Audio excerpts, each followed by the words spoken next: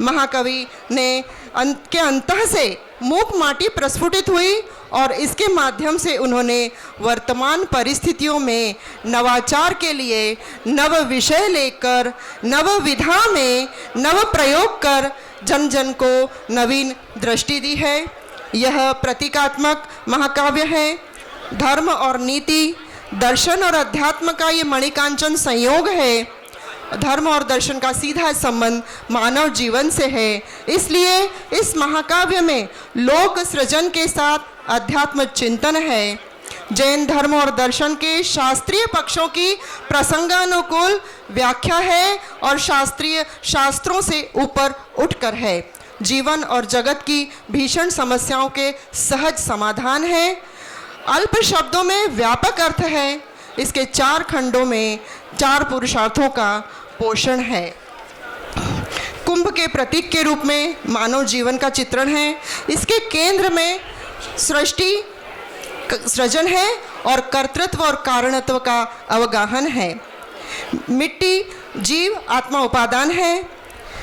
शिल्पी के रूप में कुंभकार और मनुष्य के जीव के रूप में गुरु, ये दोनों प्रेरक निमित्त हैं। विशिष्ट गुरु का योग और सानिध्य माटी और शिष्य को मिल जाता है। वह समर्पित होता जाता है और कुंभ के समान मंगलमय होकर चरम लक्ष्य को प्राप्त भी कर लेता है।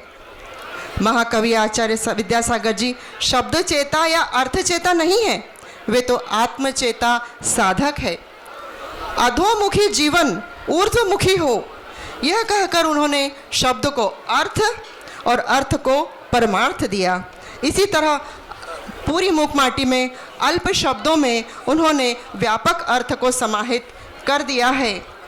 आत्मकल्याण के लिए दर्शन के गूढ़ तत्वों को बिल्कुल सहजता से समझा दिया है। अध्यात्म उत्पाद व्यय और ध्रुव युक्तम सत जैसे सिद्धांत को एक पंक्ति में आना जाना लगा हुआ है कह करके समझा दिया है। मोक्ष की बहुत सरल परिभाषा दी है। बंधन रूप तन और मन और वचन का आमूल मिट जाना ही मोक्ष है।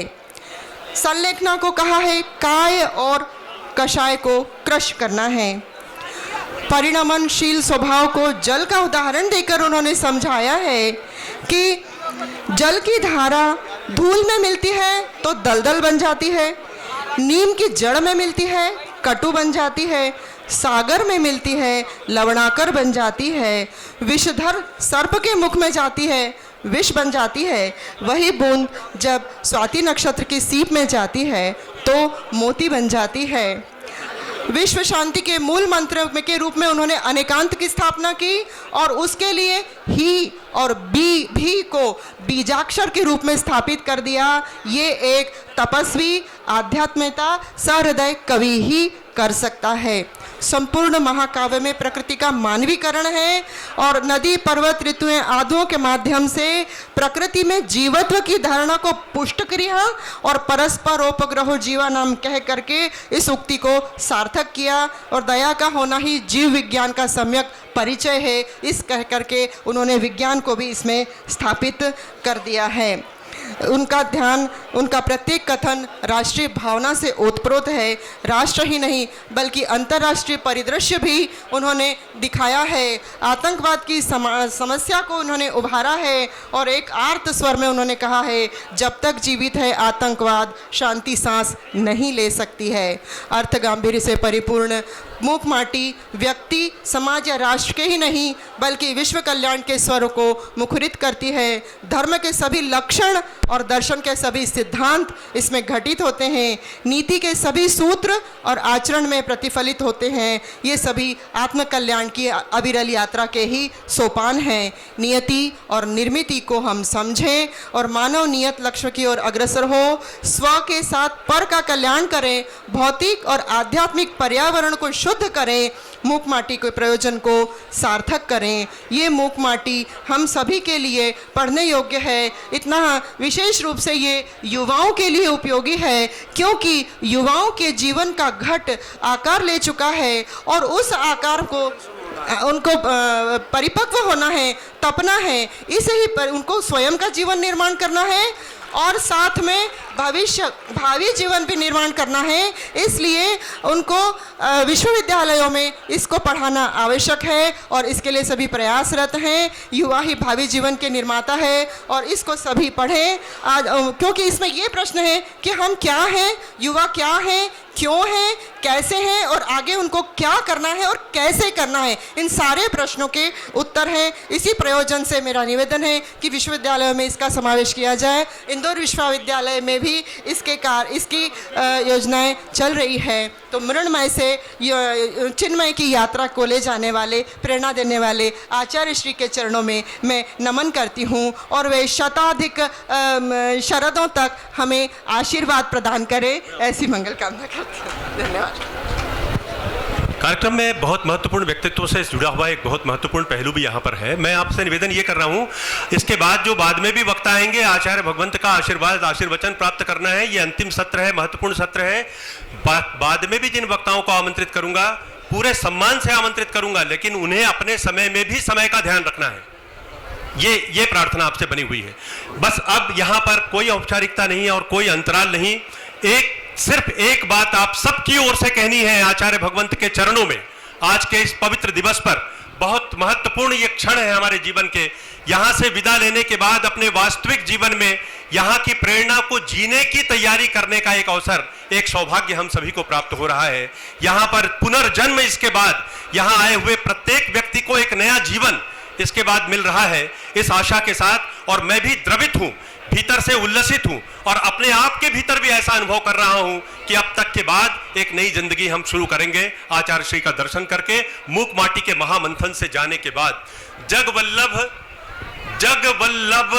जग नायक गुरुवर विद्यासागर नाम। जग वल्लभ जग नायक गुरुवर विद्यासागर नाम। हे धरती के अक्षर वैभव, हे धरती के अक्षर वैभव, शत शत तुम्हें प्रणाम, शत शत तुम्हें प्रणाम।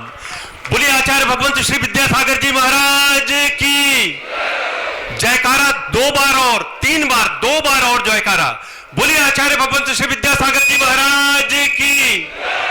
राष्ट्र संत शिरोमणि मूक माटी के अद्वितीय महासर्जक आचार्य विद्यासागर जी महाराज की, समस्त मुनि संघ की। आप सबके जयकारे के बीच आप सबका हार्दिक स्वागत, आप सबकी भी हम सभी की ओर से अनंत बार जय। और डॉक्टर सुधीर जैन जी को माइक्रोफोन पर आमंत्रण, कार्यक्रम की अगली कड़ी से आपको जोड़ने के लिए आपका हार्दिक हार्दिक स्वागत। बहुत बहुत धन्यवाद आदरणीय प्रोफेसर साहब।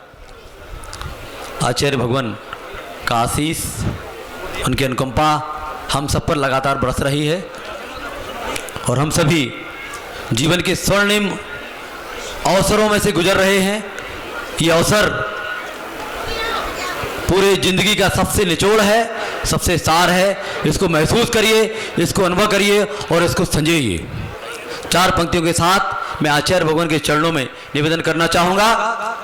हमारा 2 दिवसीय मूकमाटी संगोष्ठी का सत्र आचार्य भगवान के आशीष अनुकंपा से आज उस समापन की ओर जा रहा है जिसके बाद एक नई शुरुआत होती है।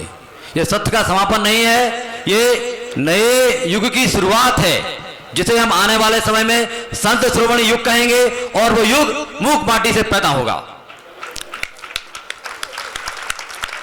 मूक माटी अपने आप में पूरा जीवन है। ये काव्य नहीं है, कागज नहीं है, कलम नहीं है, ना पंक्तियां हैं, ना शब्द है। एक एक क्षण, एक एक साल, एक एक दशक जो जिया है उसका पूरा निचोड़ उसमें है। तो मैं कहना चाहूंगा गुरुवर के चरणों में,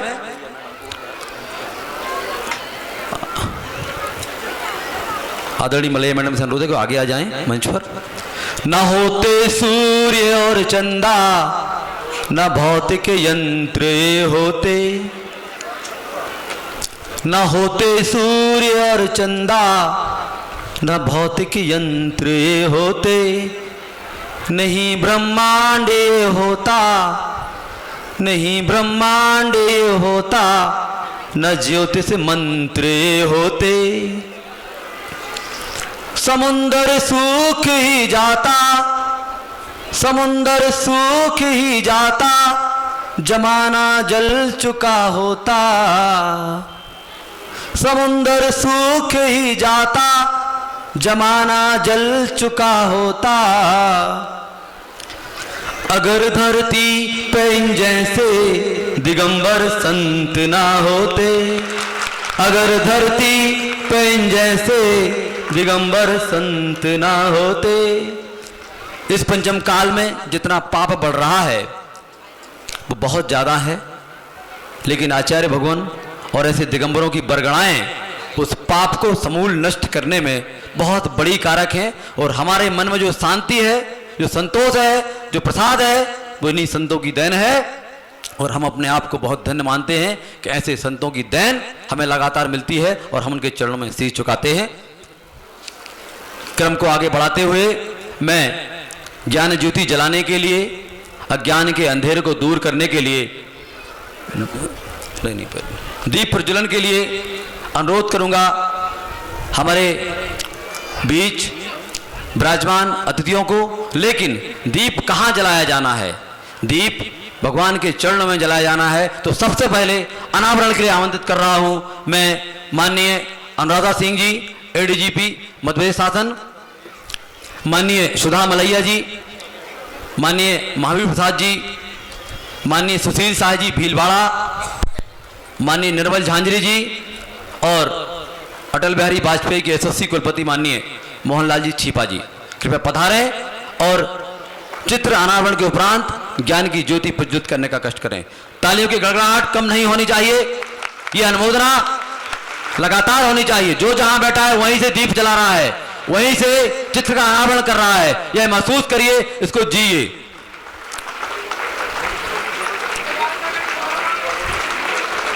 बोले कुंडलपुर के बड़े बाबा की, छोटे बाबा की, आचार्य संघ की। दीप प्रज्वलन की घड़ियां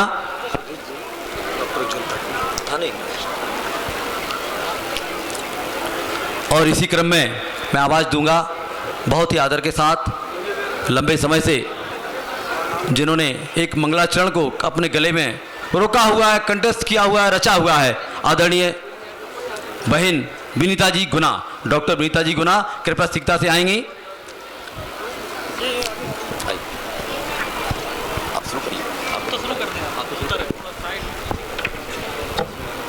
नमस्ते महाराज। मन रे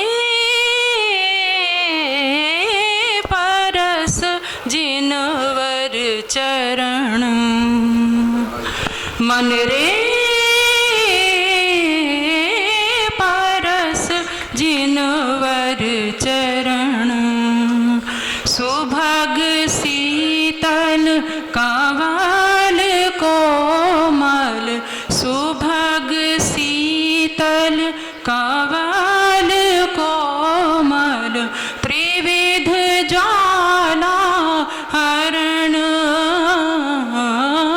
त्रिविध ज्वाला हरण, मन रे हे परस जिनवर चरण, मन रे परस गुरुवर चरण, जिन चरण गिरनार ताप्यो, जिन चरण गिरनार ताप्यो, तजत राजुन वरण, जिन चरण त्रैलोक्य नाप्यो, जिन चरण त्रैलोक्य नाप्यो, दर्प बलि को हरण, मन रे परस जिनवर चरण, मन रे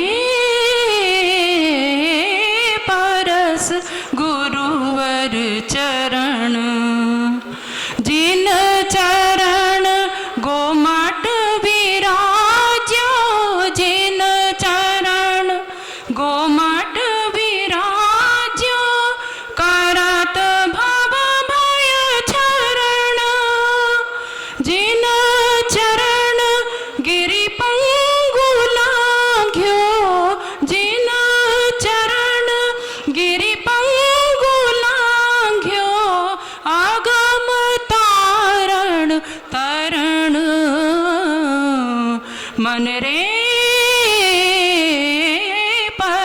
परस जिनवर चरण मन रे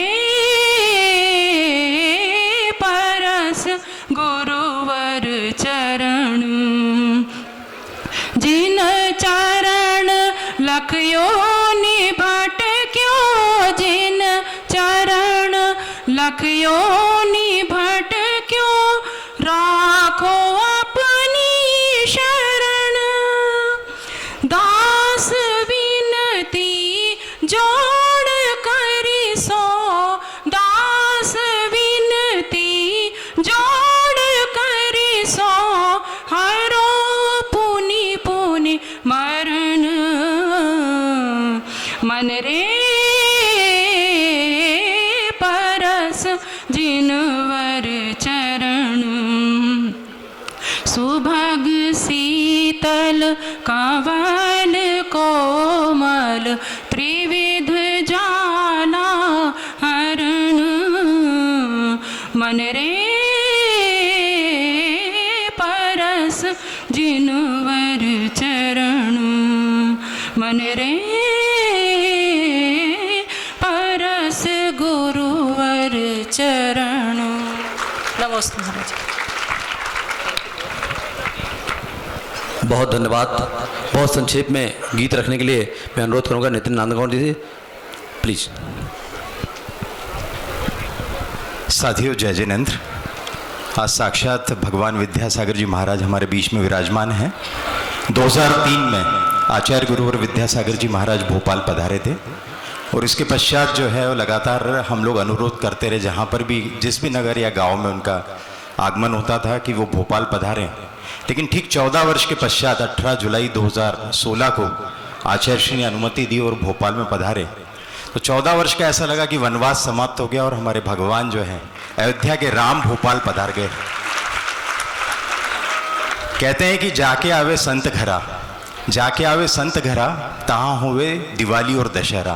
तो आचार्य श्री हमारी दीपावली और दशहरा, हालांकि इसमें 20 दिन का समय रहता है, अंतर रहता है दीपावली और दशहरा के बीच में, लेकिन आपके आने से आचार्य श्री हमारी दीपावली और दशहरा आज दोनों बन गई।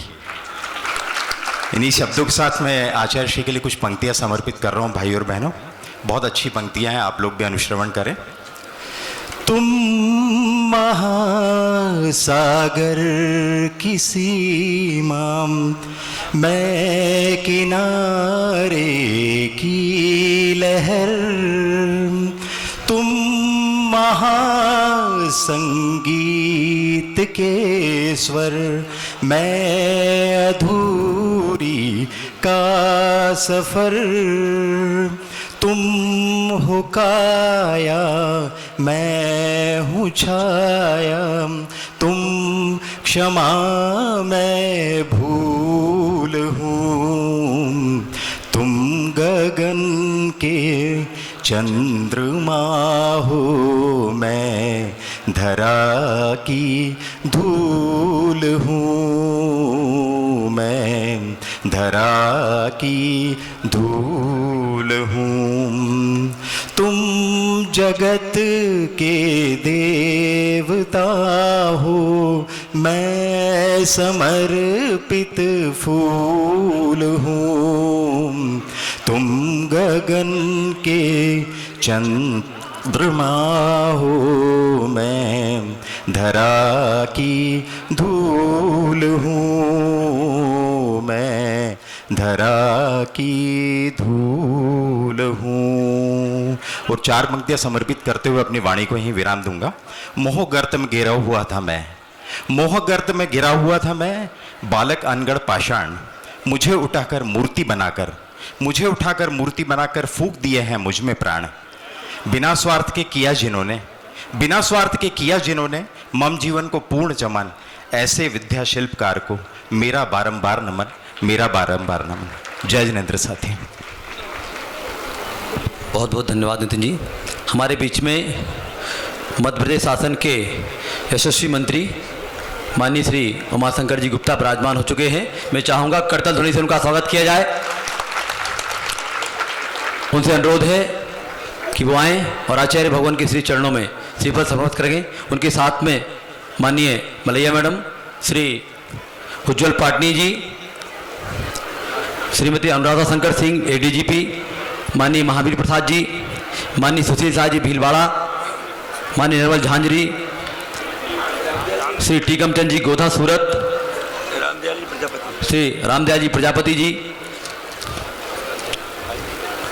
श्री शंकर मकोरिया जी पार्षद नगर निगम, राकेश जैन अनुपम टीटी नगर मंडल, श्री राजेश खटीक जी, श्रीमती सरोज राकेश जैन अनुपम जी, माननीय प्रभात सोनी जी, श्री देवेंद्र जैन मल्लू जी, डॉक्टर पीके जैन अध्यक्ष हरुण नगर, श्री अमर जैन जी, श्री विनोद भारले जी, श्री अमित टड़ैया जी, श्री रविंद्र पत्रकार जी, श्री सुनील पटेल जी, श्री नीलेंद्र सिंह जी, श्री सुदेश पंडा जी, राजू अनेगा जी, सुभाष रायकबाड़ जी और धर्मेंद्र सिंह राजपूत जी, साथ ही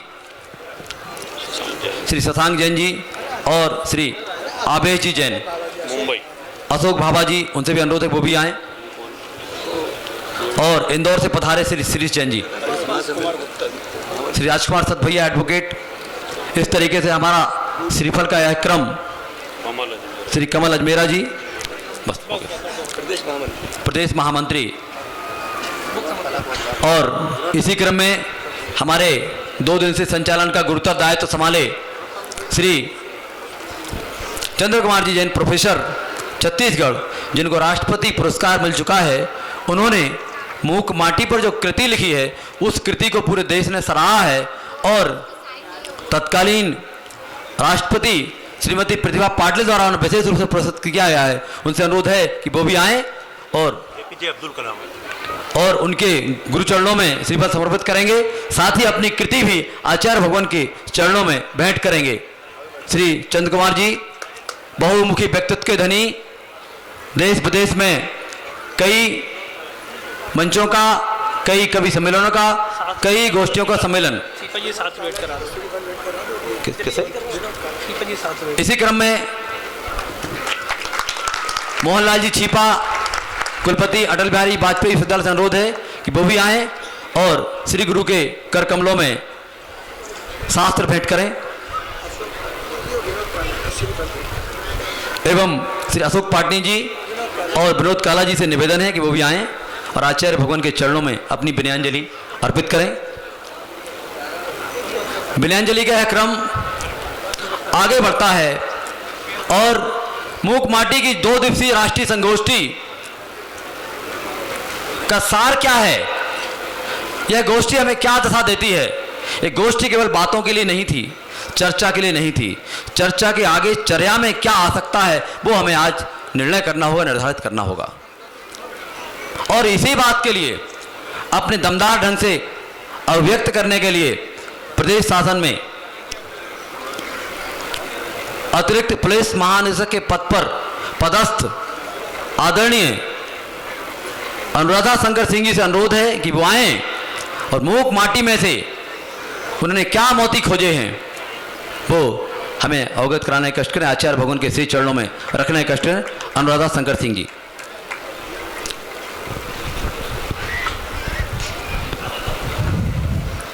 श्रद्धा के केंद्र उत्सव मूर्ति आचार्य श्री के चरणों में प्रणाम करती हूँ, और उनके साथ के सभी साधुओं को, साधकों को मैं नमस्कार करती हूँ। यहाँ उपस्थित सभी सज्जन वृंद को मैं नमस्कार करती हूँ। सूर्य का एक नाम कविर विश्वो है, विश्व का कवि। तो कवि एक प्रकार से रचनाकार होता है, क्योंकि सूर्य ने ही हमारी जिस सृष्टि को हम जानते हैं, जिसमें हम उपस्थित हैं, उसकी रचना सूर्य के माध्यम से ही। तो सूर्य कविर विश्व है, तो कवि सूर्य के समान है, और वह भी कवि यदि साधक हो तो उनकी बात ही क्या है। मैं यहाँ मूक माटी पुस्तक की समग्रता पर कुछ भी नहीं कहूँगी, इसलिए क्योंकि एक तो ये विषय बहुत ही बड़ा है, विस्तृत है, और किसी इस तरह के विषय की समग्रता पर जिस पर एक साधक ही नहीं, एक सत्य दृष्टा ने अपनी दृष्टि डाली हो, अपनी लेखनी चलाई हो, उसके ऊपर एक सामान्य गृहस्थ को, चाहे वो कितना भी साहित्य अनुरागी हो, उसको बहुत कुछ कहना उसकी धृष्टता होगी। मैं यह धृष्टता नहीं करने वाली। यद्यपि मुझे इस बात से बल मिलता है, वेद व्यास जी ने कहा शांति पर्व में गार्हस्थ जन्मम मुनि धर्म जुष्टम। गृहस्थ का धर्म मुनियों के धर्म से इसलिए कठिन होता है क्योंकि गृहस्थों के मारे लोग, गृहस्थों के यहाँ से ही मुनि निकलते हैं। तो यह इस बल के साथ में एक छोटी सी चीज़, जो एक छोटी सी बात जो कई लोगों के ध्यान में आई कि नहीं आई, उसके बारे में यहाँ चर्चा करूँगी।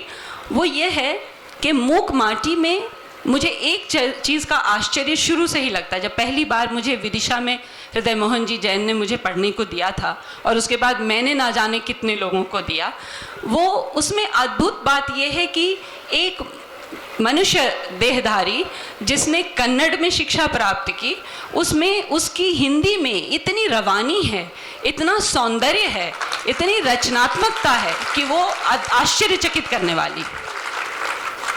लोग कहते हैं कि हिंदुस्तान का हर एक बच्चा कम से कम त्रिभाषी तो होता ही है, अपनी लोक भाषा जानता है, हिंदी जानता है और अंग्रेजी जानता है। बहुत सारी ऐसी भाषाएं हैं जो हम अपनी वाणी से बोलते हैं, लाखों लाखों भाषाएं, लेकिन जो हम वाणी से नहीं बोलते, वह भाषा जो मूक भाषा है, वह भाषा जो सांगीतिक भाषा है, उस भाषा की अभिव्यक्ति भी इसमें हुई। जो ये घट है, जिस घट को खरीदने के लिए नौकर जाता है और जब वो घट को खरीदता है तो घट के अंदर घट की निर्मिति का संगीत, घट की अभिव्यक्ति का संगीत, ये तो एक दक्षिण भारतीय ही समझ सकता है क्योंकि घटम वादन तो वहीं होता है। और वो उनके संस्कारों का जो दक्षिण भारतीय है, जिसने न जाने कब से घटम वादन सुना होगा, वो उस घट की सांगीतिक उपस्थिति को अद्भुत तरीके से व्यक्त करते हैं। और ना सिर्फ वो पूरे सप्तकों की बात करते हैं, सारे गामा पाधा नी, बल्कि बाद में ताधिन धिन्ना नाधिन धिन्ना के माध्यम से वो उसके ताल को भी अभिव्यक्त करते हैं। तो लय और ताल दोनों का ये जो संगीत की भाषा है, ये जो लय और ताल की भाषा है, ये कोई बच्चा अपने घर में यूं नहीं सीख लेता। ये तो बहुत ही लंबी साधना और अंदर कुछ गूंजता है, प्रकृति के अंदर का जो रस है उसका वो अवगाहन करता है, तभी इसको अभिव्यक्त करता है। तो यह कवि इस मामले में अद्भुत है कि हिंदी, अंग्रेजी, कन्नड़, मराठी जो भी भाषाएं वो जानते हों, इसके साथ वो लय और ताल की भाषा के ऊपर उनका एक अद्वितीय और अलौकिक अधिकार है। और वह माटी जो हर रूप में अभिव्यक्त होती है। अभी मैं इस बीच में एक पदार्थ शास्त्र का भौतिकी की पुस्तक पढ़ रही हूँ, तो वो बार बार ये कहता है कि सब कुछ अंत में जा कर के, और क्वार्क नाम का एक पदार्थ है, क्वार्क नामक एक बहुत छोटा रूप है, अणु से भी, परमाणु से भी परम परमाणु, उस रूप में हम उपस्थित हैं। तो मूक माटी की जो माटी है वो उस क्वार्क के रूप में समग्र सृष्टि में हर जगह, पेड़ पौधे से लेकर स्थावर जंगम से लेकर चलायमान और स्थिर से लेकर सभी में उपस्थित है, लेकिन वह मूक भी है।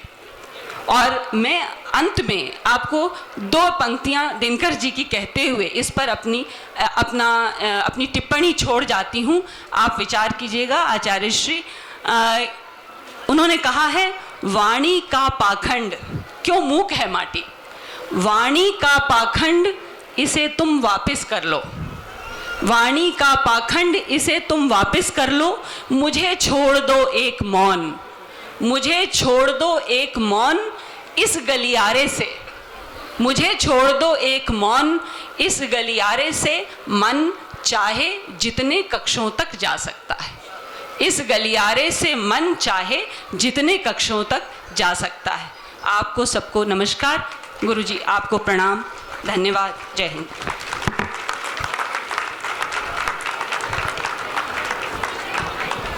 बहुत बहुत धन्यवाद मैडम, बहुत ही संक्षेप में और बहुत सटीक बात करने के लिए। जो मूक होता है वह महान होता है, जो मूक होता है वह महान होता है। माटी मूक है इसलिए वह महान है, माटी मूक है इसलिए वह महान है। और यह मूक माटी है जो सारे सामायिक प्रश्नों का समाधान है। यह मूक माटी है जो सारे सामायिक प्रश्नों का समाधान है। मूक माटी देखिए, जन्म से लेकर मृत्यु तक जितने भी सवाल आते हैं सबका समाधान एक साथ मिलता है। इसी के साथ मैं आवाज दे रहा हूं देश और प्रदेश के मोटिवेशनल स्पीकर, जिनका नाम पूरे देश में चलता है, नई पीढ़ी जिनको बहुत आदर के साथ बुलाती है, ऐसे ही हमारे बीच विराजमान है श्री उज्जवल पाटनी जी, छत्तीसगढ़ ही नहीं पूरे देश में जिनका नाम चलता है उनको मैं आमंत्रित करता हूं कि वो आए और हमें भी बताएं गुरुवर के चरणों में निवेदन करते हुए कि कैसे हम अपने आप को मोटिवेट करें, कैसे स्वप्रेरित करते हुए आगे बढ़ें। पाटनी जी।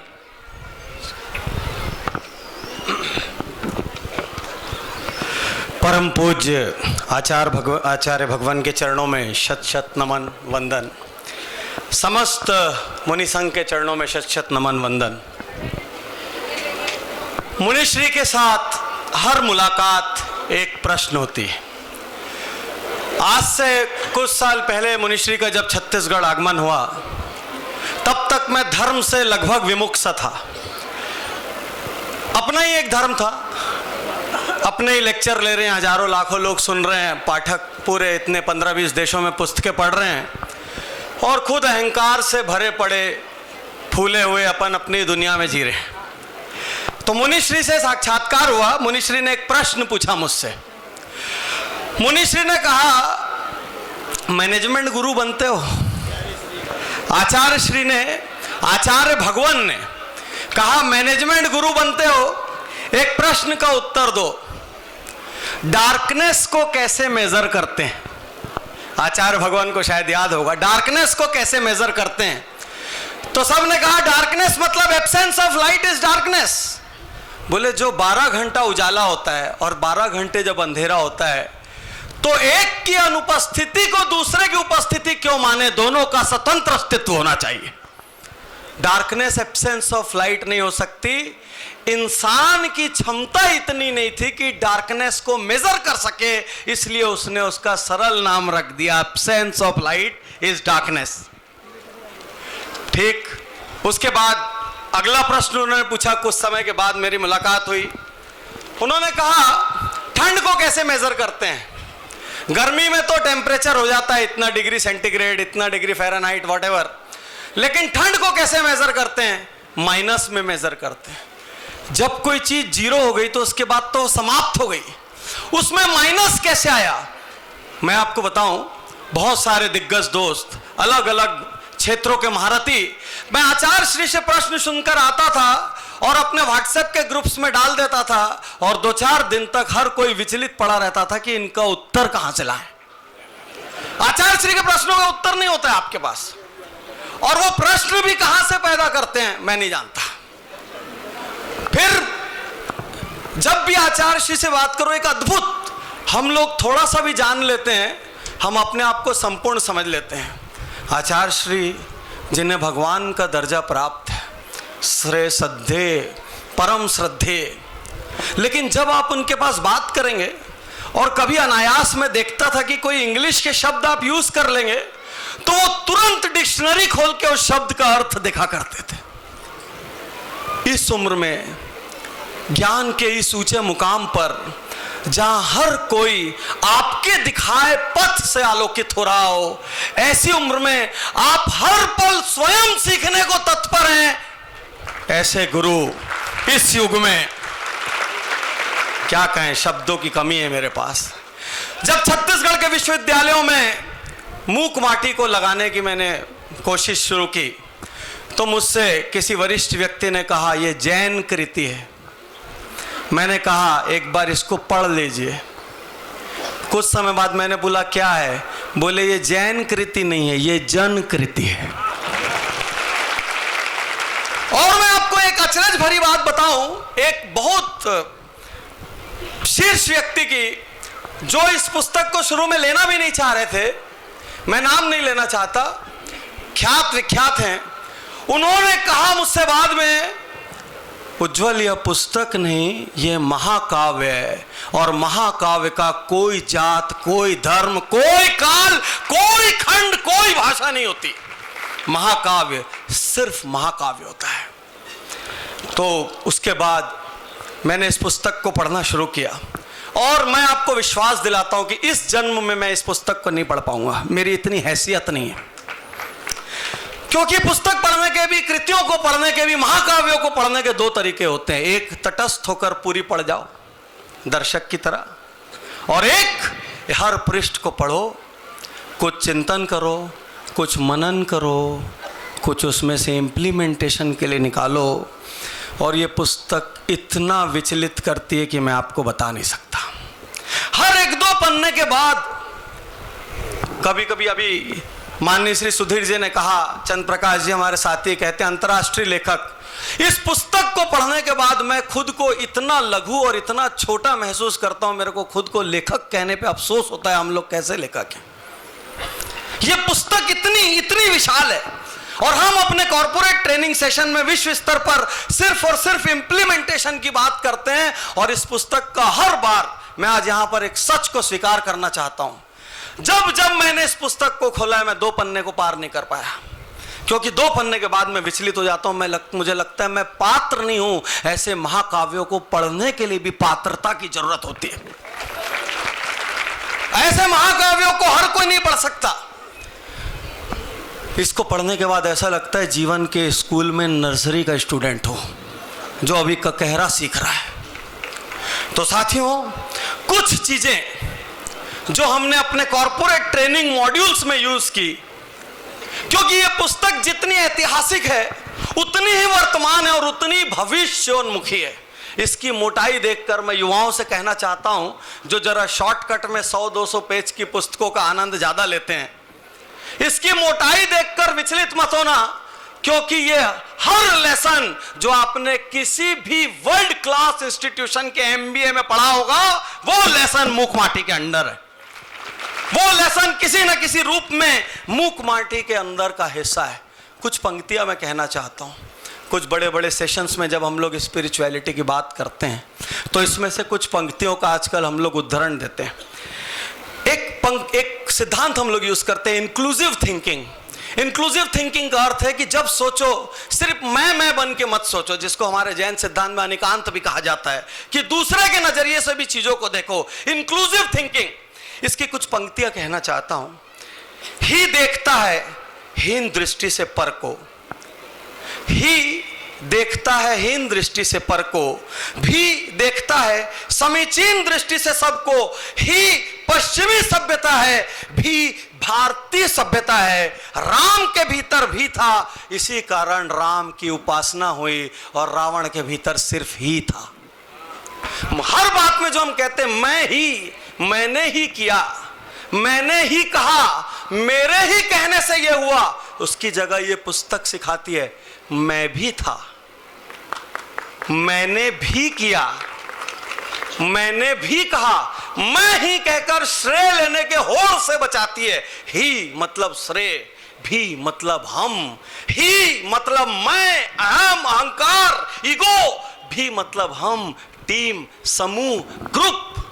भी से समाज चलता है, ही से समाज बिखरता है। भी से संस्थान तरक्की करते हैं, ही से संस्थान बिखरते हैं। ये इंक्लूसिव थिंकिंग का प्रिंसिपल हमने इस बुक से लिया। कॉस्मिक ग्रेटिट्यूड, मैं लोगों से कहता हूं, हर रात को सोते वक्त 1 मिनट की प्रार्थना करो। आज दुनिया में कितने लोगों की मृत्यु हुई, कहीं कोई बस खड्ड में गिरी, कहीं ISIS में किसी की जान गई, कहीं बोको हरम में जान गई, कहीं सीमा पे जान गई। अरे आप सुबह से अभी तक यहां बैठे हो, आप भाग्यशाली हो। आप कल की रात क्रॉस करके आज जिंदा रहे, ये भी आपके कृतज्ञ होने का कारण होना चाहिए। हमारे पास क्या नहीं है, नहीं, हमारे पास क्या है, ये दृष्टि होनी चाहिए। जब देखो मेरे पास क्या नहीं है, उस वक्त किसी ऐसे व्यक्ति को देख लेना जिसके शरीर में कोई अंग नहीं है, आपको समझ आ जाएगा कितनी सारी संपदा से आप परिपूर्ण हो। तो आचार्य भगवान क्या लिखते हैं इसमें, कॉस्मिक ग्रेटिट्यूड, ये फंडा मैंने इसमें से निकाला। आचार्य श्री लिखते हैं, शब्द सुनेगा अद्भुत असाधारण, एक की प्रशंसा, एक का प्रतादान, एक का उत्थान, एक का पतन, एक धनी, एक निर्धन, एक गुणी, एक निर्गुण, एक सुंदर, एक बंदर। ये सब क्यों, ये सब क्यों? इस गुण वैषम्यता से पीड़ा होती है प्रभु, देखा नहीं जाता। बड़ी कृपा होगा, बड़ा उपकार होगा यदि सब में साम्य भाव स्थापित हो जाए। वाह वाह, क्या बात कही है। और मुझे एक संदेश मिला है समय का, एक छोटी सी बात कहकर मैं यहां पर अपनी बात को विराम देना चाहूंगा। आचार्य श्री भगवान ने इसमें लिखा है, हम्बल लीडरशिप, विनम्र लीडरशिप। जब शूल से काम चल सकता है तो तलवार से प्रहार क्यों? जब शूल से काम चल सकता है तो तलवार से प्रहार क्यों? और जब फूल से काम चल सकता है तो शूल का व्यवहार क्यों? What a humble leadership. Lead by example. हर आदमी ज्ञान बांटने में लगा है। जिसके पास देखो सलाह देने की मशीन है, सबसे ज्यादा फ्री में, सबसे फ्रीक्वेंटली अवेलेबल कमोडिटी सलाह। सबको पता है देश कैसे चलना चाहिए, राजनीति कैसी चलनी चाहिए, क्रिकेट कैसे होना चाहिए, कप्तान किसको बनना चाहिए। दुनिया में हर किसी को पता है कहां क्या होना चाहिए। आचार्य श्री क्या लिखते हैं?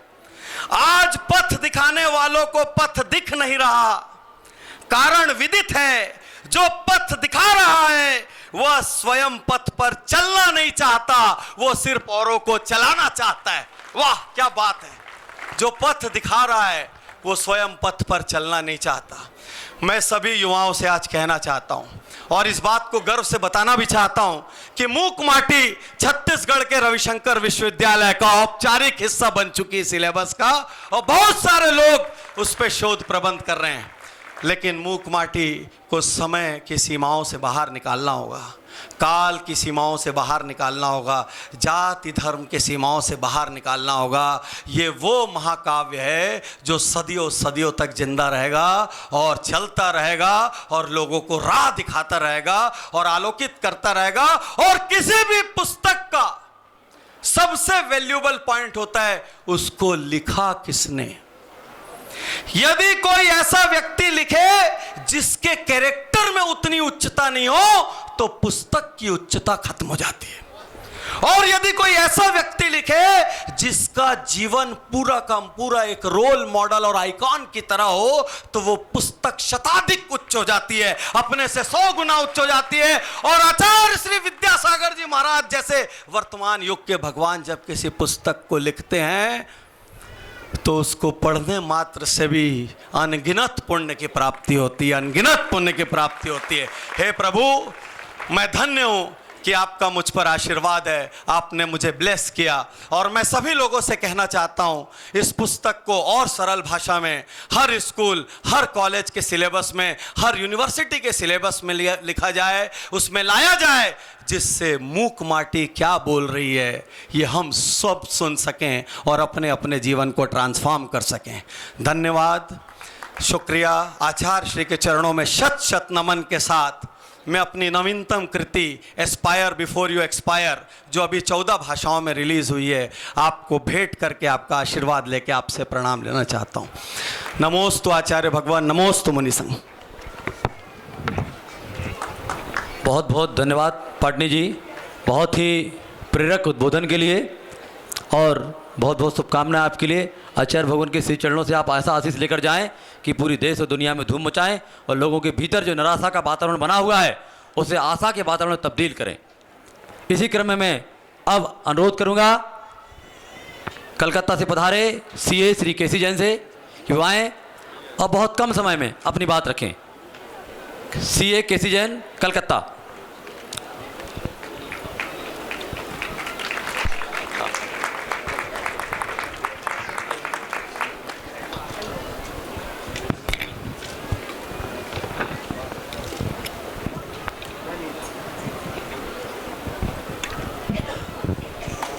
नमोस्तु गुरुवर, नमोस्तु गुरुवर, नमोस्तु गुरुवर, नमोस्तु समस्त संघ।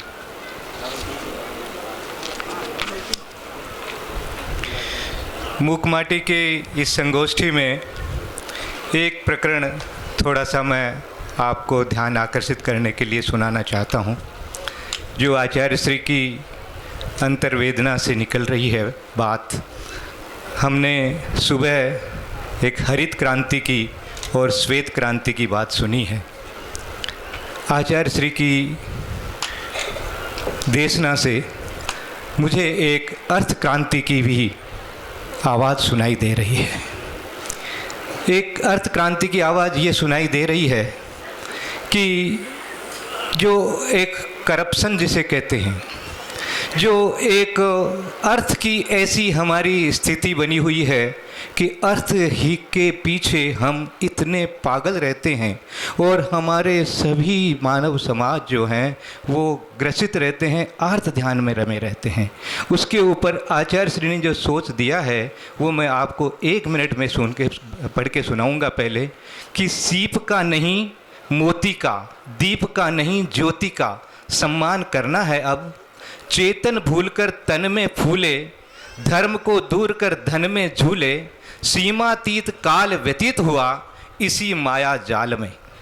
अब केवल अविनश्वर तत्व को समीप करना है, समाहित करना है अपने में बस। वैसे स्वर्ण का मूल्य है, रजत का मूल्य है, कण हो या मन हो, प्रति पदार्थ का मूल्य होता ही है।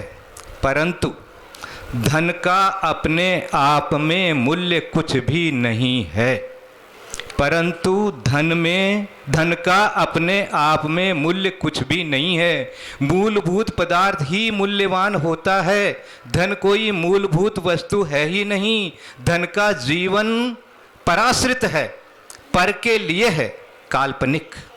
हाँ, धन से अन्य वस्तुओं का मूल्य आंका जा सकता है, वह भी आवश्यकता अनुसार, कभी अधिक, कभी हीन और कभी औपचारिक। और यह सब धनिकों के ऊपर आधारित है। धनिक और निर्धन हमारे पूर्ण समाज के अंदर में इस प्रकार की व्यवस्था चल रही है। कोई धनिक अपने आप को मान रहे हैं तो कोई निर्धन अपने आप को मान रहे हैं। ये दोनों वस्तु के सही मूल्य को स्वप्न में भी नहीं आंक सकते। कारण धनहीन दीनहीन होता है प्रायः, और धनिक वह विषयांध मदाधीन। बस इतना ही पढ़ूंगा, इससे आगे बहुत कुछ लिखा है। मूक माटी के ऊपर बहुत से हजारों भाइयों ने बहनों ने स्टडी कर ली है, तो मैं खाली इतना ही कहना चाहूँगा कि एक इस विषय के ऊपर भी चिंतन करें। और एक जो मानव जाति हमारी इस त्रस्तता में जी रही है कि लोन ले लेते हैं और चुका नहीं पाते हैं, तो कैसी उनके अंदर में अंतर्वेदना चलती रहती है। और ऐसी अर्थव्यवस्था हमारे समाज में फैली हुई है, हमारी राष्ट्र में फैली हुई है। तो एक राष्ट्र हित चिंतन अपने आप में बनावें। मानव जाति कैसे इस धन को मात्र धन एक साधन ही माने, न कि इसी के ऊपर पागल बना रहे। और कोई राष्ट्र नीतियां भी ऐसी बने जिसके कारण से ये जो अनाप शनाप इंटरेस्ट के ऊपर में रुपया लिया जा रहा है, इसके बारे में कुछ चिंतन हो। और आज हमारी सरकार भी इंटरेस्ट में डूबी रहती है। तो यह जो रिजर्व बैंक से रुपया ले लिया और उसके लिए हमको इंटरेस्ट देना पड़ रहा है, और उसके कारण से हमारी सारी इकोनॉमी डिस्टर्ब हो रखी है। सारे देश में, विश्व में एक इस प्रकार का भूचाल सा आ रखा है कि सब जो है वो इंटरेस्ट ट्रैप में फंसे हुए ऐसे नज़र आते हैं। इसके बारे में गुरुदेव आप हमें मार्गदर्शन भी करें। और जो हमारे चिंतक समीक्षक विराजमान हैं, उन सब से भी मैं हाथ जोड़कर निवेदन करता हूं कि इस विषय के ऊपर भी सोचें, बताएं कि यह मूक माटी आपको क्या निर्देश देती है। आगे आने वाले हमारी जो पीढ़ियां हैं, जो अर्थशास्त्री बनेंगे, वो ऐसा अर्थशास्त्र हमारे को देवें, ऐसी अर्थ नीतियां हमारे को बना करके देवें, जिससे ये जो त्राण, ये जो मानव जाति के ऊपर में त्राण हो रहा है, वनस्पति के ऊपर हम दया करते हैं, पशुओं के हम ऊपर दया करते हैं, मानव जाति के अंदर में ये हमेशा मानसिक वेदना चलती रहती है। इसका भी जो त्राण है उसके कैसे बाहर निकला जाए, आर्थ ध्यान से बच करके धर्म ध्यान में कैसे लगा जाए, इसके ऊपर भी आप लोग चिंतन करें। इन्हीं शब्दों के साथ बार बार आप नमोस्तु नमोस्तु नमोस्तु गुरु। बहुत बहुत धन्यवाद। आपने जो विषय उठाए हैं, आचार्य भगवान सदैव उन विषयों पर समाज को मार्गदर्शित करते रहते हैं। 2 पंक्तियों के साथ में हमारे बीच विराजमान माननीय गुप्ता साहब, मंत्री मध्य प्रदेश शासन को निवेदन करूंगा। आचार्य भगवान के श्री चरणों में 2 पंक्तियां कि चैन तुमसे है, करार तुमसे है, चैन तुमसे है, करार तुमसे है, सबकी बगिया की बहार तुमसे है। और क्या है लेना हमें जमाने से, क्या है लेना हमें जमाने से, हमें तो सिर्फ एतबार तुमसे है, हमें तो सिर्फ एतबार तुमसे है। इन्हीं पंक्तियों के साथ मैं अनुरोध करूंगा माननीय उमाशंकर गुप्ता जी, मंत्री मध्य प्रदेश शासन की बुआएं और हमें उद्बोधित करने कर आइए। श्रद्धेय गुरुवर, मुनि संघ, उपस्थित भाई और बहनों, मैं तो हृदय से आभार व्यक्त करता हूँ मुनिवर का कि भोपाल को उनका सानिध्य मिला, आशीर्वाद मिला, इस प्रदेश पर उनकी कृपा स्नेह है, ये बना रहे। और जहाँ तक ग्रंथ की चर्चा हो रही है तो ये भारत भूमि है, बड़ी उर्वरा है। देश काल परिस्थिति में जैसे महापुरुष की ज़रूरत होती है वो अवतार लेते हैं और उस समय पथ प्रदर्शन करने वाला ग्रंथ भी लिखते हैं और फिर हजारों वर्षों तक समाज उसकी मीमांसा करता रहता है, अपने अपने हिसाब से व्याख्या करता रहता है।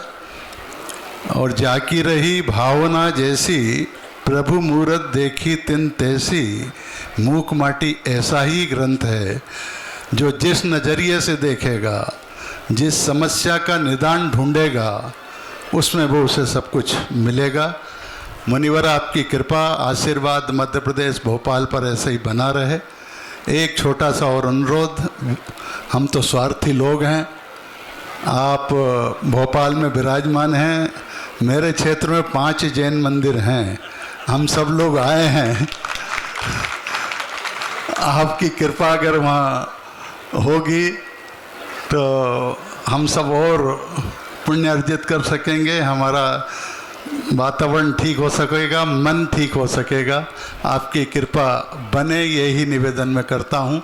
बहुत बहुत आपके श्री चरणों में प्रणाम करता हूँ। धन्यवाद। बहुत बहुत धन्यवाद सर। एक अनुरोध है कि आएँ और आचार्य भगवान के द्वारा रचित कृति कहांगे नंदीश्वर भक्ति को पद्यानुवाद किया गया है, श्रीमती शोभा हाथी साय के द्वारा उसका विमोचन करेंगे और उसके लिए अनुरोध करूंगा मैं।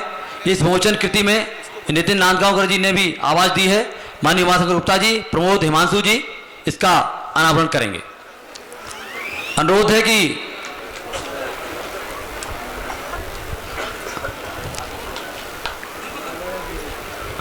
और इसके बाद मैं अनुरोध करूंगा माननीय मंत्री जी के सम्मान के लिए समिति के सदस्यों से प्रमोद हिमांशु जी,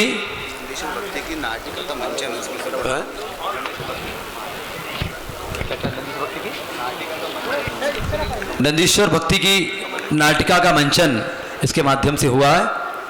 और अब मैं अनुरोध करूंगा माननीय मंत्री जी के स्वागत के लिए श्री हिमांशु जी, श्री कमल अजमेरा जी, सुनील जी, आदित्य मनिया जी, राकेश ओएसडी जी, विनोद जी, मनोज एम.के. भारत,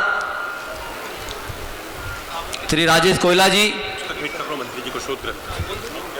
प्रोफेसर चंद्र कुमार जी अपनी कृति जो उनके द्वारा रचित है वो माननीय मंत्री जी को भेंट कर रहे हैं।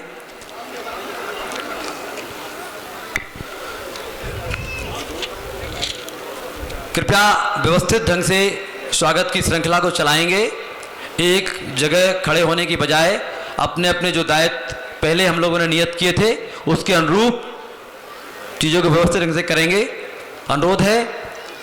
और इसके साथ ही मैं अनुरोध करूंगा हमारे जितने भी आमंत्रित अतिथिगण हैं उन सबके सम्मान के लिए भी हमारी समिति के लोग करवट हो जाएं और क्रमशः तिलक और स्मृति चिन्ह भेंट करेंगे। मैं थोड़ा सा यहाँ जगह कर देंगे तो हमारे विद्वानों को आगे आने में आसानी रहेगी। अनुरोध है सहयोग करें, समय कम है। कितने हैं टोटल? 40 लोग हैं। हाँ ये अलग करो, ये अलग करो। हाँ, सबको बुला दो जी। सबसे पहले अनुरोध करूंगा प्रोफेसर चंद्र कुमार जी स्मृति चिन्ह ग्रहण करने का कष्ट करें। आचार्य श्री ने उसका पद्मानुवाद किया है, मैंने उसकी डॉक्यूमेंट्री फिल्म बनाई है। अभी बता श्री सुरेश सरल जी, कृपया समय का ध्यान रखेंगे। प्रोफेसर कैलाश मड़विया जी, निकलने के लिए जगह दे दें, समय बहुत कीमती है। संसार में समय से ज्यादा किसी चीज की कीमत नहीं होती, उसको समझिए, प्लीज सहयोग करिए। आचार्य भगवान विराजमान है और उनकी देशना ही हमारे लिए जीवन की सबसे बड़ी उपलब्धि है। श्री सुकुमार जैन मुंबई, श्री भरत जी कापड़िया सूरत, इस तरफ से निकलेंगे उस तरफ से निकलते जाएंगे, व्यवस्था बनी रहेगी। हाँ, उस तरफ से निकलते चले जाएंगे। श्री महेंद्रनाथ दुबे आगरा, ब्रह्मचारिणी बिंदु दीदी गुजरात, शेखर चंद जैन अहमदाबाद, डॉक्टर राजीव प्रचंडिया अलीगढ़,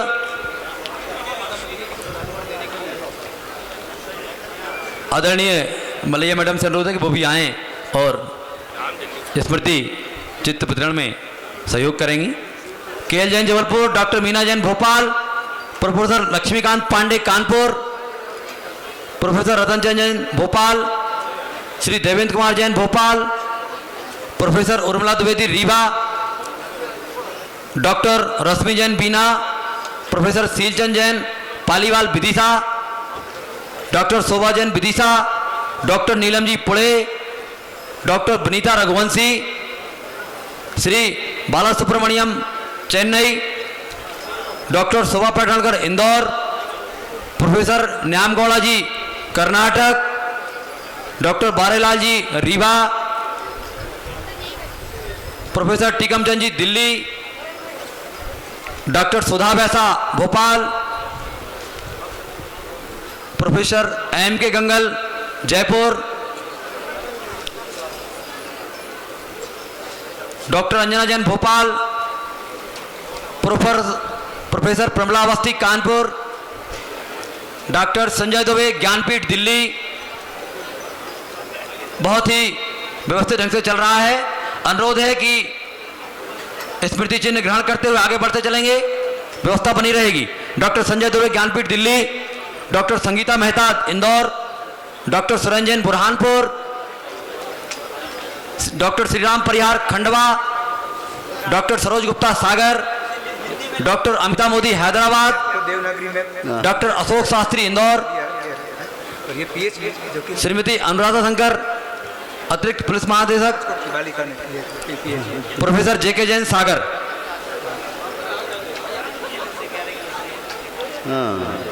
और साथ में डॉक्टर उज्जवल पाटनी छत्तीसगढ़, प्रोफेसर राजेश मिश्र जबलपुर।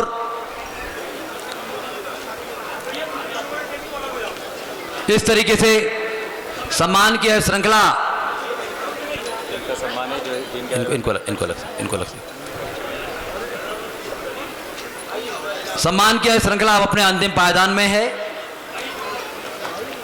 बहुत बहुत करबद्ध निवेदन है कि बाकी हमारे सारे सभी सम्मानित अतिथिगण और स्वागतकर्तागण अपना स्थान ग्रहण करेंगे। शंकर जी बुला दिया ना, बोल दिया जी जी जी। आइए मैडम अनुराधा शंकर जी अनुरोध है कि वो भी आए। आइए, थोड़ा सा व्यवस्थित होते जाएं, समय अपनी गति से बढ़ रहा है। और इसी क्रम में घड़ी की महत्ता बताते हुए मैं कहना चाहूंगा, घड़ी समझे ना राजा को, घड़ी समझे ना राजा को, घड़ी ना रंग गिनती है, घड़ी के सामने चलती किसी की नहीं बिनती है, घड़ी के सामने चलती किसी की नहीं बिनती है। करोड़ों में नहीं चूके, करोड़ों में नहीं चूके, घड़ी का वो निशाना है, करोड़ों में नहीं चूके, घड़ी का वो निशाना है। और घड़ी तो हर घड़ी बदले, घड़ी का क्या ठिकाना है, घड़ी तो हर घड़ी बदले, घड़ी को क्या ठिकाना है। डॉक्टर शालिनी गुप्ता जी बिलासपुर, वो भी आ जाएं। अब इसके बाद अगर किसी सम्मानीय अतिथि विद्वान का नाम मुझसे त्रुटिवश छूट गया हो तो मेरी करबद्ध गुजारिश है, प्रार्थना है, कृपया पधारें और सम्मान ग्रहण करें। हमारे बीच में मूक माटी को विभिन्न माननीय शैलन जी mainnet professor, doctor Sudarshan Lal ji Banaras, वो भी पधारें। अब मैं अनुरोध करूंगा हमारे बीच में मूक माटी को विभिन्न भाषाओं में अनुदित करने वाले और उस अनुवाद का प्रकाशन करने वाले भी बहुत सारे सम्मानीय विद्वानगण अतिथिगण मौजूद हैं। मेरी गुजारिश है कि अगर मेरी आवाज़ उन तक पहुंच रही हो तो कृपया मंच के करीब आ जाएं। विनोद जी कारा कलकत्ता, छोटे वाले मोमेंटम विनोद जी खड़े सामने। डॉक्टर संजय जी ज्ञानपीठ दिल्ली,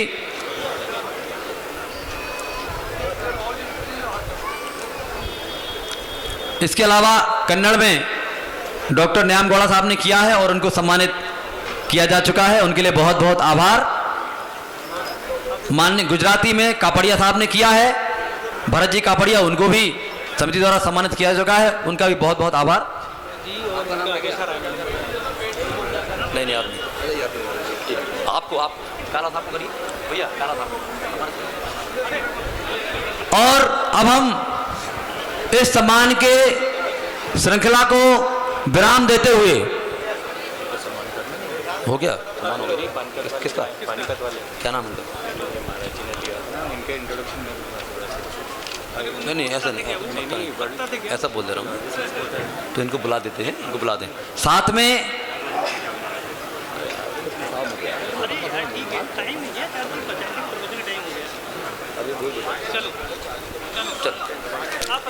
श्री विनय जी पानीपत, ये दुनिया भर में हैंडलूम के बहुत बड़े एक्सपोर्टर हैं और इनके द्वारा हथकरघा के लिए बहुत प्रोत्साहन दिया जा रहा है, श्री विनय जैन पानीपत जी। और साथ में बेंगलोर से पधारे श्री बीके शुक्ला जी, कैनरा बैंक में हैं, ये भी चीफ जनरल मैनेजर है और बहुत ही विशिष्ट काम कर रहे हैं इस क्षेत्र में, इसके लिए बहुत ही फाइनेंसिंग इनके द्वारा की जा रही है। हाँ, इस तरीके से हमारी सम्मान की श्रृंखला अपने अंतिम चरण में है और इसी क्रम में मैं अनुरोध करूंगा हमारे कुलपति जी अटल बिहारी वाजपेयी विश्वविद्यालय से माननीय छिपा जी, वो भी आएँ और उनके साथ में बहुत ही मुस्तैदी से लगातार 1 महीने से सेवा कर रही हैं प्रोफेसर डॉक्टर रेखा जी, वो भी आएँ, उनका सम्मान भी समिति की ओर से होगा और यह पूरे विश्वविद्यालय परिवार के लिए होगा।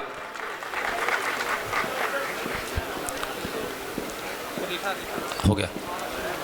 मूक माटी 2 दिवस तक अपने आप में पूरे देश के विद्वानों द्वारा मंथित की जाती रही।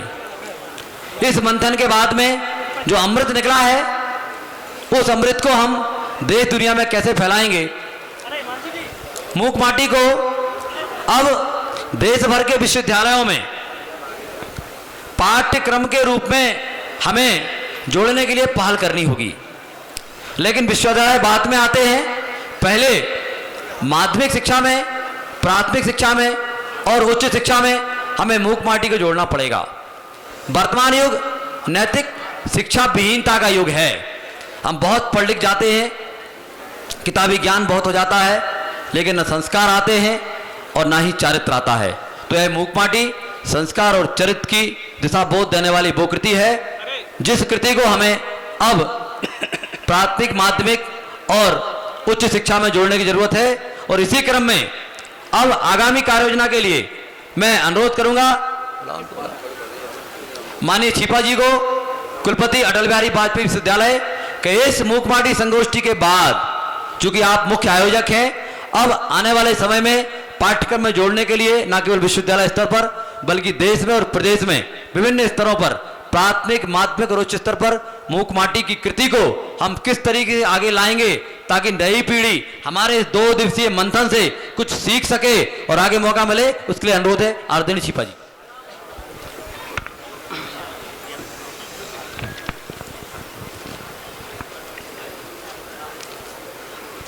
श्रद्धेय विद्यासागर जी महाराज,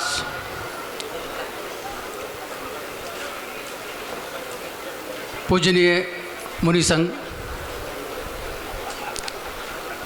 देश के विभिन्न भागों से पधारे मूक माटी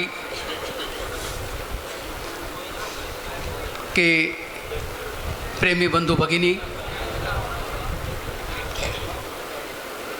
हमारे निमंत्रण पर पधारे विद्वान साथियों, ये मेरा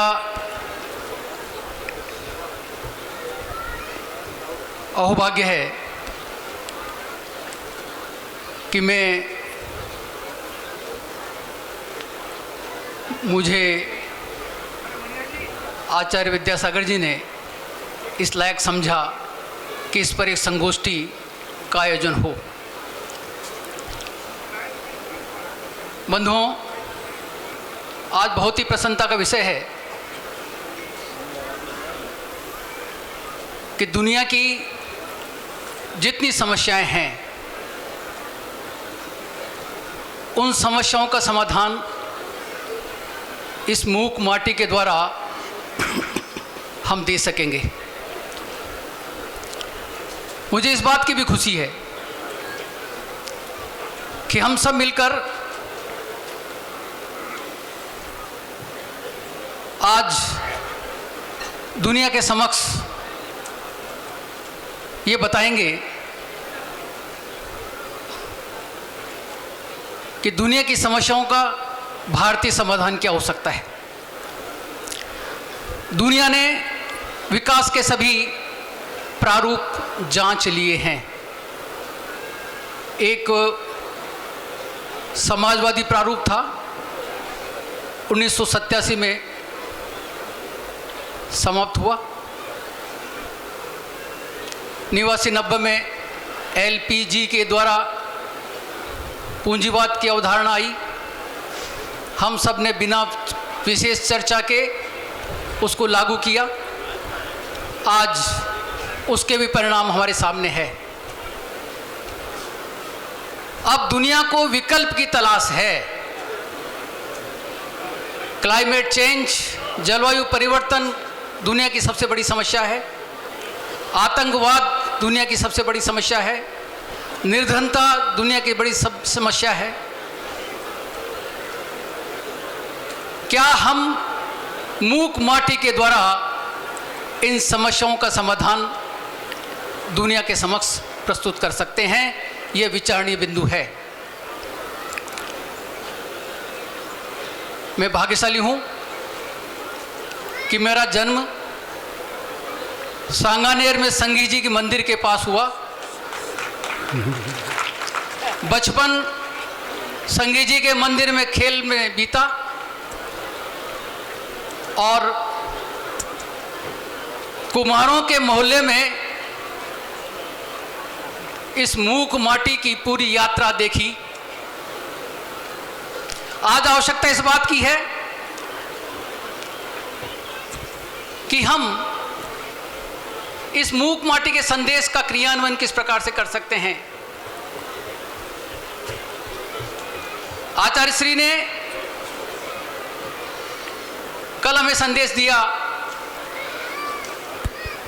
परदेश की ओर मत देखो, स्वदेश की ओर देखो, स्वभाषा की ओर देखो, स्वभोजन की ओर देखो, स्वभूषा की ओर देखो। ये सारा संदेश मूक माटी में है। बंधुओं, एक योजना पूर्वक हम लोगों को पिछले 200 वर्षों से हमारी ज्ञान परंपरा से वंचित रखा गया। हमारे सनातन साहित्य में क्या ज्ञान है, हमारे जैन साहित्य में क्या ज्ञान है, हमारे बौद्ध साहित्य में क्या ज्ञान है, हमको नहीं पढ़ाया गया। आप सभी ने अपने अपने विषयों में स्नातक की उपाधि प्राप्त की होगी, स्नातकोत्तर की उपाधि प्राप्त की होगी, विद्यावारिधि, विद्यानिधि, विद्यावाचस्पति की उपाधियां प्राप्त की होगी, लेकिन अपने विषय के भारतीय योगदान को नहीं पढ़ा होगा। ये किसकी गलती है? आचार्य श्री ने कई बार संकेत किया कि जब तक हमारे इतिहास को नहीं देखेंगे, हमारे ज्ञान को नहीं पहचानेंगे, हम हमारे में गौरव की भावना, हम गौरवान्वित नहीं महसूस कर पाएंगे। इसलिए आज आवश्यकता इस बात की है कि हम हमारे पाठ्यक्रम में सनातन साहित्य, जैन साहित्य, बौद्ध साहित्य, जिसमें अथाह सागर ज्ञान भरा पड़ा है, उसको हम निकालें, उसको हम विद्यार्थियों तक दें, शिक्षकों तक पहुंचाएं। और इसलिए आज मुझे यहाँ पर 4 तरह के लोग बैठे हैं। मातृशक्ति बैठी है, विश्वविद्यालय के कुलपति बैठे हैं, बुद्धिजीवी बैठे हैं, साहित्यकार बैठे हैं, मुनि संघ भी बैठा है। मूक माटी केवल विश्वविद्यालयों में पढ़ाने की चीज नहीं है। यह संदेश प्राथमिक कक्षा से विश्वविद्यालय स्तर तक जाना चाहिए। बच्चों को कविता के मार्फत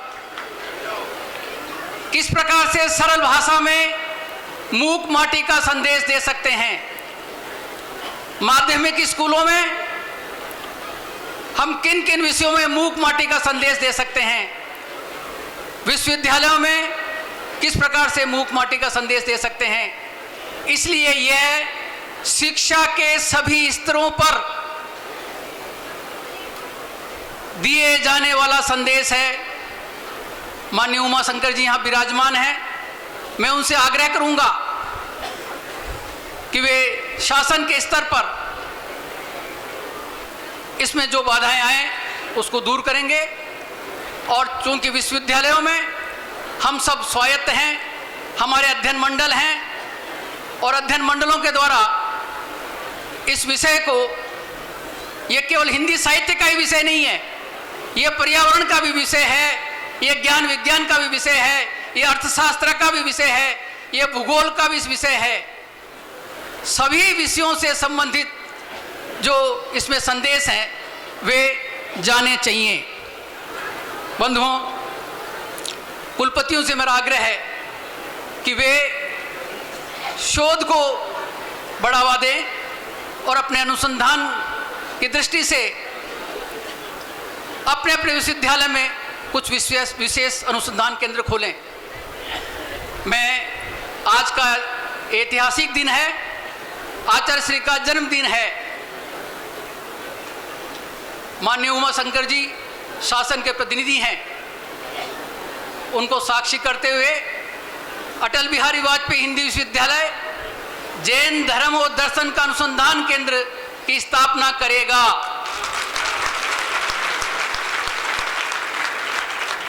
जैन समाज से अपेक्षा करते हुए हम वहां पर आचार्य विद्यासागर चेयर की स्थापना करेंगे। जो विद्वान बंधु बैठे हैं, जब तक आर्थिक व्यवस्था नहीं हो वो निःशुल्क इस चेयर पर काम करने के लिए सादर आमंत्रित हैं। इस दृष्टि से संपर्क कर सकते हैं। मेरा मातृशक्ति से आग्रह है,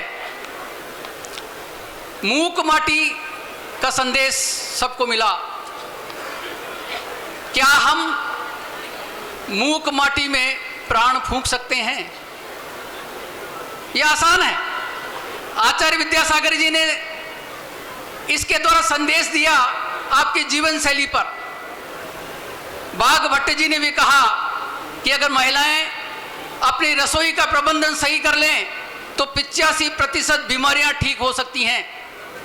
और उसमें केवल 2 बात बताई कि रसोई में हवा आए, रसोई में सूर्य का प्रकाश आए और खाना बनाए उसको हवा लगे, जो हमारी रसोई में नहीं है। और तीसरी बात बताई कि जिन बर्तनों में हम खाना बनाते हैं उनकी जरा क्वालिटी देख लें। आचार्य विद्यासागर जी ने माटी की तरफ जो संकेत दिया है, यदि मिट्टी के बर्तन में आप खाना बनाएंगी 95% पोषक तत्व रहेंगे। कांसे के बर्तन में बनाएंगी 85% पोषक तत्व रहेंगे। पीतल के बर्तन में बनाएंगी 75 से 80% रहेंगे। और एल्युमिनियम के बर्तन में बनाएंगी जैसा हम करते हैं 12 से 13% से ज़्यादा पोषक तत्व नहीं रहते हैं। इसलिए मिट्टी को रसोई में ले आओ, मिट्टी का तवा ले आओ, मिट्टी के कुल्हड़ ले आओ, मिट्टी के जिसमें सब्जी वगैरह दूध बना सकते हैं, उपयोग करना प्रारंभ करो। ये मिट्टी, ये कुंभकार, ये कुम्हार, ये शिल्पकार एक नया रोजगार है, वो विकसित होगा।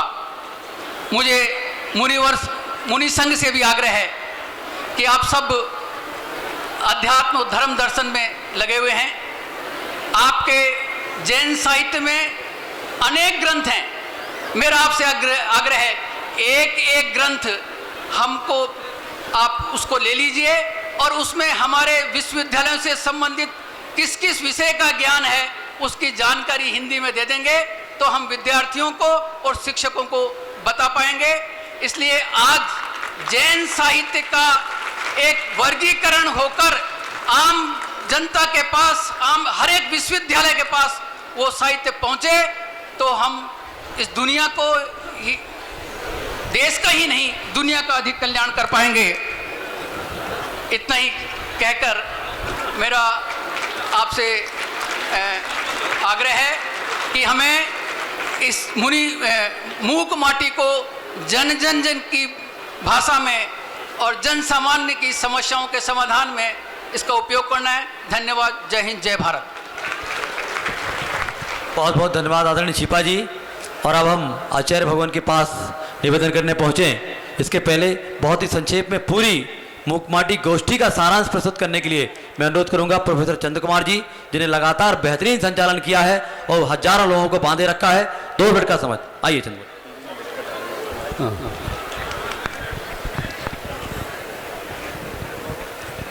सबसे पहले 15 सेकंड के अंदर ये कहना चाहता हूं, जब समय इतना कीमती है।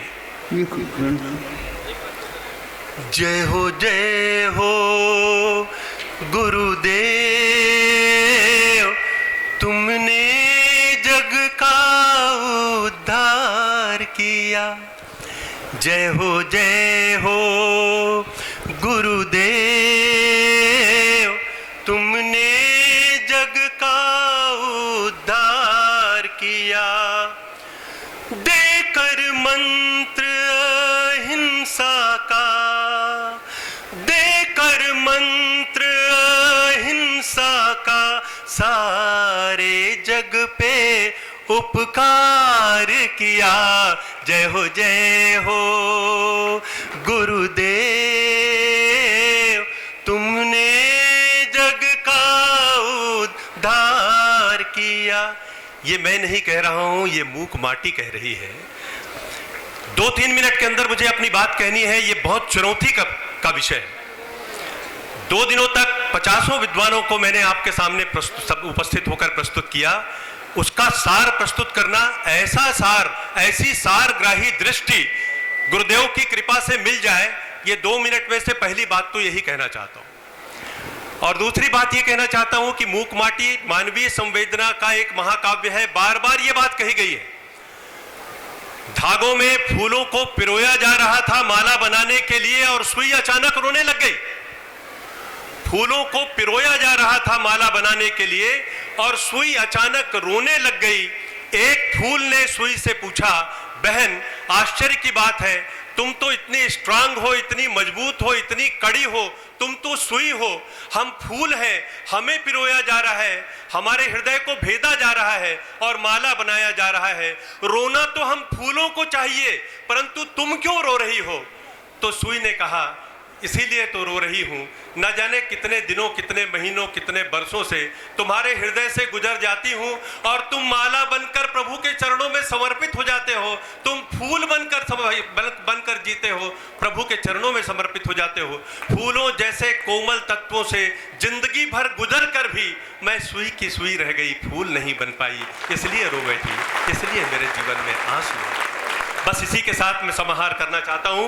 मूक माटी महाकाव्य की चेतना व्यथा को व्यवस्था देने वाली, संवेदना को जगाने वाली और जगाकर मनुष्य को उसकी सम्यक दिशा दिलाने वाली, सम्यक दिशा में पहला कदम उठाकर आस्था के साथ निष्ठा, निष्ठा के साथ प्रतिष्ठा और प्रतिष्ठा के साथ संस्था तक, मोक्ष मंजिल तक पहुंचने वाली एक कहानी, एक गाथा का, महागाथा का नाम है। इसे अलग अलग कोणों से जिन विद्वानों ने स्वर दिया, जिन विद्वानों ने आवाज दी, अपनी बात कही, वो सब साधुवाद के पात्र हैं। जो यहाँ से जाने के बाद मूक माटी को माटी से जोड़ना चाहते हैं, वो भी साधुवाद के पात्र हैं। मैं सबके प्रति बहुत बहुत धन्यवाद ज्ञापित करना चाहता हूँ। आने वाले समय में ये मूक माटी महाकाव्य केवल चर्चा का विषय नहीं होगा, बल्कि जीवन जीने की कला का एक महत्वपूर्ण हिस्सा बनेगा, जीवन प्रबंधन का महत्वपूर्ण हिस्सा मिलेगा।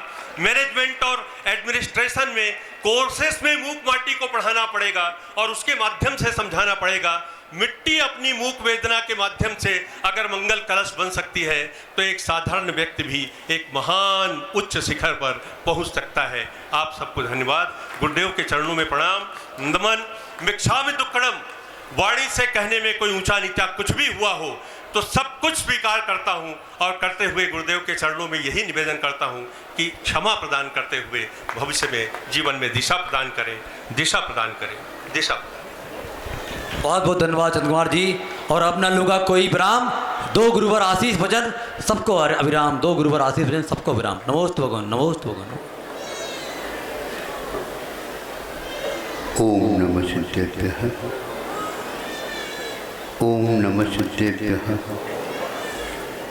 ओम नमः सिद्धेभ्यः। अहिंसा परमो धर्म की, आचार्य गुरुवर से कुंद कुंद भगवान की, आचार्य गुरुवर से ज्ञान सागर मुनि महाराज की।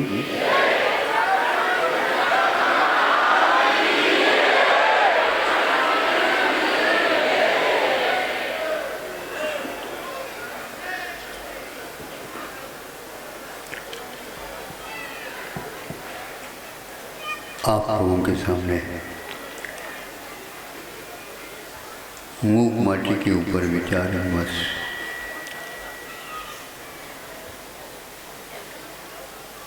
कई बैठकों में संपन्न हुआ है। दूर दूर से विद्वान लोग आमंत्रित किए गए हैं और उन्हें यह अवसर प्राप्त हुआ जन जन के सामने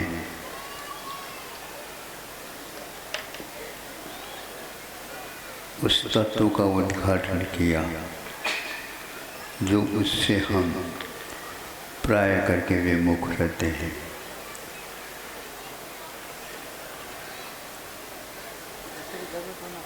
हमें जैसे दो बार भोजन करते हैं, एक बार भोजन के बाद दूसरे बार भोजन करते हैं, उसके बीच में कम से कम 3-4 घंटे अवकाश प्राप्त हो, ताकि परिश्रम जो पेट में हो रहा है वह पूर्णतः सार्थक हो जाए। यदि लोभ के कारण, जिह्वा लोलुपता के कारण हम बीच में और डाल करके और उसके ऊपर एक औषध की फांकी ले लें, तो यह रोग को निमंत्रण देना है। तो फिर महाराज संसार में इस प्रकार यदि रोग नहीं आए तो वैद्यों का क्या होगा, डॉक्टरों का क्या होगा। हमें उनके ऊपर भी उपकार करना होगा और उन्हें बुलाने का और कोई साधन नहीं। हाँ, दो वेद लेना है, यदि संख्या बढ़ा देते हैं तो उनको व्यस्त होने का और परोपकार करने का और अपना धर्म निभाने का अवसर प्राप्त होगा। यही तो अभी मूक माटी बोल रही थी। सबको अपने अपने ढंग से ये अवसर प्राप्त होना ये बिल्कुल ठीक है, किंतु जानबूझ करके कोई रोग को बुलाता है, उससे आप लोग थोड़े से अच्छे ढंग से मन वचन काय से दूर रहने का प्रयास अवश्य करें, अथवा उसकी उपेक्षा का अवहेलना नहीं, किंतु उस विषय को चुनो नहीं। हमारे यहाँ चूंकि प्रवृत्ति के समय पर 4 प्रकार के व्यक्ति आया करते हैं हमारे समागम के समय पर। सामान्य जनता है, उसके प्रति मैत्री भाव हो, गुणों के प्रति आदर भाव रखने वाले आते हैं, उनके प्रति प्रमोद भाव उल्लसित हो नैसर्गिक रूप से। तीसरा आ जाता है दुखित है, क्षुधित है, रोगग्रस्त है, उसको देख करके हमारे आँखों में पानी आए तो ऐसा कर ले, आँखों में हम एक प्याऊ लगा दें, क्या हानि है? एक आँख में यदि ये प्याऊ लगा दिया जाए और एक कोने में से